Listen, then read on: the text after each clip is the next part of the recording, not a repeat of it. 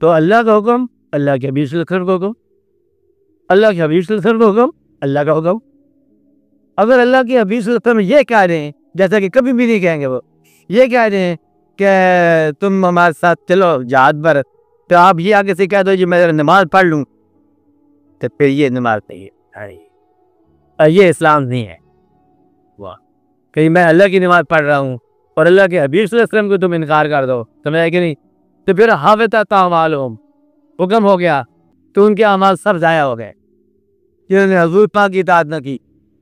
और फिर अल्लाह ने फरमाया कि अगर तुम ये चाहते हो अल्लाह तुमसे मोहब्बत करे या तुम अल्लाह से मोहब्बत करते हो तो फत्ताबिऊनी, तो इनकी इताअत करो।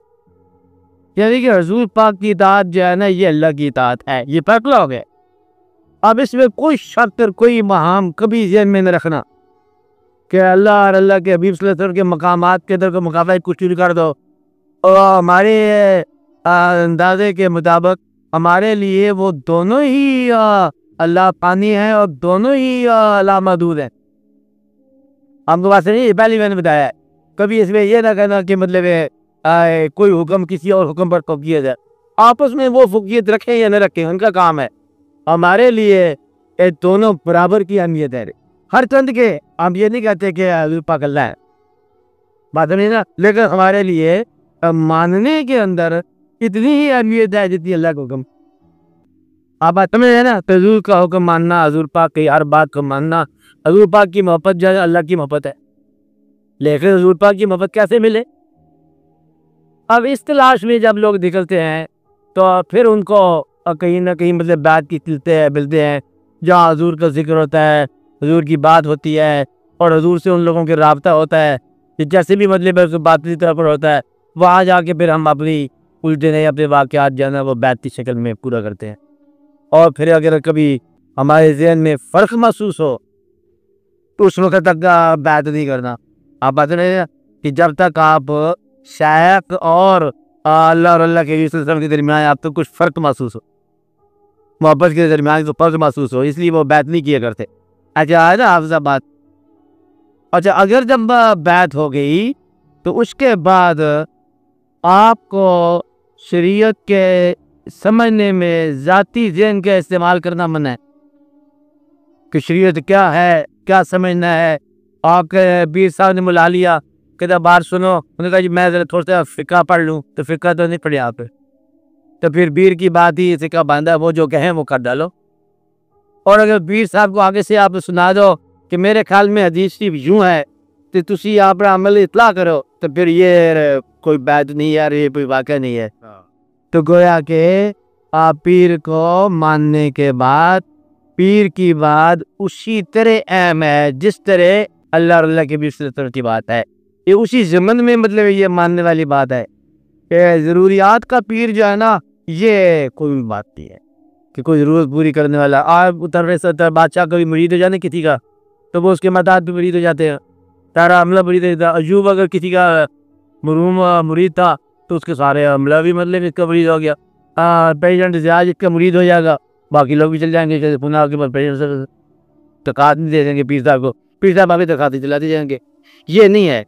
तो अल्लाह अल्लाह के हबीब सल्लल्लाहु अलैहि वसल्लम के और रास्ते पर चलने के लिए, रास्ता उस रास्ते पर चलने के लिए जिन लोगों ने बैत की, उन लोगों ने जिसके हाथ पर बैत की उसका हुक्म भी उतनी ही अहमियत का हुक्म है। और अगर ये हुक्म अलग लग रहा है और अगर तुम्हारी ताबदीक इसके अलावा है और अगर तुमने कुछ और इल्म रखा हुआ है जो पीर साहब के इल्म के अलावा इल्म हो, तो फिर ये शिरक ना कर। आप बात समझ रहे ना, तो फिर तो शिरक ही शिरक है। मतलब जो शख्स जाता है कि मैं दादा साहब जा रहा हूँ तो फातिहा पढ़ने के लिए, या ये मरे हुए लोग हैं, अगर मरे हुए समझ जाए तो उसने प्याज क्या देने। नहीं बात समझे, कोई और ही था समझोगी तो कोई और ही था मिलेगा ना।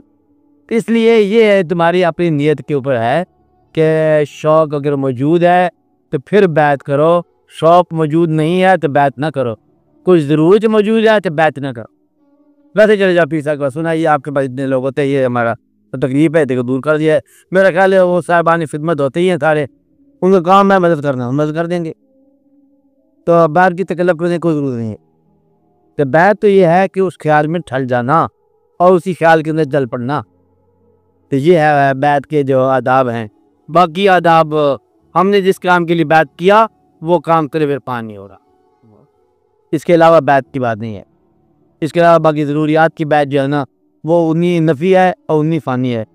अब आप जब इस बात पर ज़रा गौर कर लो ना कि ला और इला दो ही बातें हैं ना, एक नफ़ी एक इस्बात।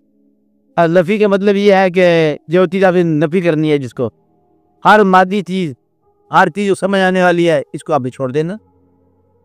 और इला जैसे आप कह रहे हैं इस मादी अशिया और सोच की अशिया और समझ की ज़रूरियात के अलावा जो कुछ है वो इला है।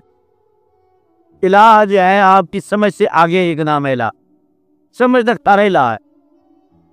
भैया याद रख लो ना, आपकी समझ तक, आपकी सोच तक, आपके वाक़यात तक ये क्या है? तारा इला। और उसके आगे जो कुछ है वो इला। तो जो कुछ आप हासिल करते जाओ, इसको छोड़ते जाओ अगर, तो फिर ये सफ़र ठीक हो जाता है, शुरू हो जाता है। जो कुछ हासिल करते जाए ये सारे ही पानी है। बच्चे पानी, औलाद फ़ानी, पैसा फ़ानी, हम फ़ानी, ये जहान फ़ानी, ये मकान फ़ानी, सब फ़ानी। और फिर अल्लाह फ़ानी क्या है? वो जो आगे है। तो इनको जो कुछ हासिल है छोड़ने की फ़िक्र करो, इसे निकल के देखो, तो फिर ये फ़ानी छोड़ दिया तो जो आपको हासिल से शौक़ बनेगा वो ला पानी होगा। तो वो है इला। और पीर का काम यह है कि आपको दुनियावी आरज़ुओं से निजात दे दे, पूरी करके ना तरक करवा के। वाह पूरी करके नौकर है तुम्हारे बाप का कि वो दूरी करता जाए, नहीं बात है। छोड़ इसको कासा गदा, कदे ही दो चार आरज़ुएं हैं तोड़ तो कासा गदाई वहाँ पान दो, मेरी बात है जी। और फिर बोले क्या दल पड़े। तो मकसद ये है कि दो किस्म के हैं यहाँ पर ज़रूरियात के पीर। एक वो जो आपकी ख्वाहिशात का पूरी करता है, तो वो ख्वाहिशात का पीर जो है ना आपके लिए अल्लाह और अल्लाह के रसूल वाली बात नहीं है। और जो आपको ख्वाहिश से निजात दिला दे और अल्लाह की तरफ रुजू करा दे और अल्लाह के हबीब सल्लल्लाहु अलैहि वसल्लम की तरफ रुजू करा दे और उसका कहना मानना जो है ना बात है, बात नहीं ना। वरना जो है ना वो तरफ माँ बाप है, आपके माँ बाप आपके बुजुर्ग हैं, कहना मानते हो आप उनका, लेकिन पीर नहीं है। अदब पूरा है। अब हम आप जो है ना ये आपको इलाहियात तो हुक्म गारे नहीं देते, आपको दुनियावी हुक्म भी देते हैं कि बेटा कोई बाहर चले जाओ, तुम मोहब्बत माँ बाप की, माँ बाप को लालते मोहब्बत, बेटा बाहर चले जाओ, इसमें तुम्हारा फायदा हो जाएगा और हमारी भी आसानी हो जाएगी, बूढ़े और चले हम। तो मकसद यह है कि माँ बाप को दुनियावी और नूर की ज़रूरियात रहती। तो माँ बाप बुजुर्ग हैं, वाजिब एहतराम हैं और इनका कहना मानना है, लेकिन ये पीर नहीं है। पीर जो है ना प्योर अल्लाह के हबीब रसूल की बात बताने वाला। वाह। तो रह गई माँ बाप जो है ये अल्लाह रसूल की बातें बताएंगे और आपको दुनियावी पूरी दिखाएंगे। उस्ताद जो है दुनियावी इल्म भी देगा, नेकी भी बताएगा, उस्ताद ही कहलाएगा। माँ बाप ही कहलाएंगे। और पीर जो होगा वो आपको यगलत यहाँ से बुलिया रबदा की पावना तू पटना उधर लाना। और पटना क्या चीज़ है? यहाँ से दिल उचार करके उधर लगा, इस चीज़ से दिल उचार कर। तो जो हमारा दिल जहाँ अटका हुआ है जिससे निकलना बड़ा मुश्किल होगा, तो वो यहाँ से निकाल देता है। ये है कमाल उसका। और ताकि मतलब आपको अपनी असली मंजिल की तरफ ये करा, वो असली मंजिल है, क्योंकि ये सारी की सारी फना की मंजिल है। फना में ठहरना ही फना है। अब इस सिलसिले में कोई बात समझ आई आप पूछो। हाँ बोलो जबीदा, बोलो आबिदा, बोलो जी। इताअत में सबसे बड़ा अमल यह है कि इताअत महसूस ही न हो, कि उसका हुक्म जो है इस तौर पर पूरा हो कि इताअत ही न लगे। यानी कि वो खुद ब खुद जिस तरह आप बेहतर चीज़ की इताअत लो चून चल पड़ता है। इताअत ज़माना है कि उसके इरादे के साथ चल पड़े, लबर्जी इकरा करना पड़े उसको। इताअत किस तरह होनी चाहिए कि उसके दिल में बात आ जाए और आपका अमल शुरू हो जाए। इताअत की ये मंजिल है कि बहुत सारे मशाइख किराम के अहकामात दिल पर नाज़िल होते हैं, कान पर नहीं होते। अब बात है ना कि बुजुर्गों का या शेख का या पीर का हुक्म जो है ना वो दिल पर नाज़िल होता है, कानों पर बहुत कम नाज़िल होता है। इसलिए इताअत का मतलब यह है कि जो पीर की तरफ से दिल पर आपको नाज़िल होगी बात, उसको लेके चलते फिर। तो ये याद रहे कि पीर को शरीयत न सिखाना, गुमराह हो जाओगे, क्योंकि वो खुद जानता है। आप बात में रहे ना कि अगर आप कोई और नसीहत करने लग जाओ, उसे कोई और कुरान के माना समझाने लग जाओ, तो फिर तो ये पीर बनाना से बस ये इतना ख़तरनाक काम है कि ऐन इबादत है और ऐन गुमराही है। वाह मेरा बस ज़रा ख्याल आपका हो गया तकसीम, सीधा साधा अजाब है। और अगर आपका ख्याल कायम रहा कि ये बुरी शय है और ये अल्लाह की तरफ से हमारे पास पीर आया और अल्लाह की तरफ से ये अल्लाह का हुक्म है, तो फिर जो जिब्रील की इज़्ज़त है वही अल्लाह का राब्ता ही होगी। तो ये पैगाम है, इसलिए पीर की इज़्ज़त यूँ है, पीर का हुक्म यूँ है। अब बात समझे, पीर को यह ना करना कि ये जो है पीर साहब कहें कि इसको आग लगा दो, मकान को लगा दो, उन्हें कोई ये कोई शरीयत में हुक्म तो नहीं है मकान को आग लगाने की, कि पीर जाने और मकान जाने। जब उसको मान लिया तो फिर पूरा मान, आधा मानना कि ये गुमराही है, ये शिरक है। बिल्कुल पीर मत पीर बनाओ, पीर गिरी के नज़दीक भी ना गुजरो। अब वक्त पर इबादत करो, अल्लाह करो, रिज़्क़ हलाल जमाओ, कुछ पैसे बच जाते जमा कर रखो, एक फिर सुबह सुबह तो फिर रुखसत हो जाएंगे। प्यार की पीरी तल्लक है इश्क के साथ, मोहब्बत के साथ, और इसका तल्लक जो है ना बराह रास्त सीखना चाहिए मोहब्बत के जरिए। ये कोई भी तरीका दो वो यही है, पीर का कहना दियो मानना।